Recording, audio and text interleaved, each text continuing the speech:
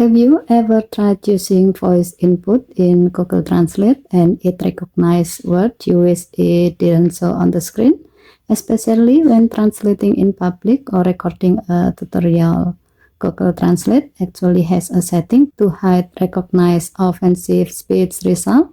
It doesn't change the translation feature, it just controls what appears on your screen.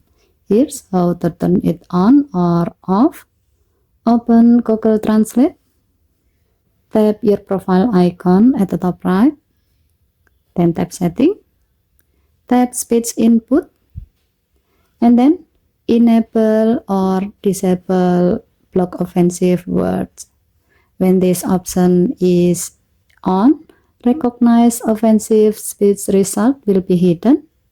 So given to the function, this setting is useful if you use voice translation in public, record tutorials or screen recording, or want cleaner, safer on-screen result.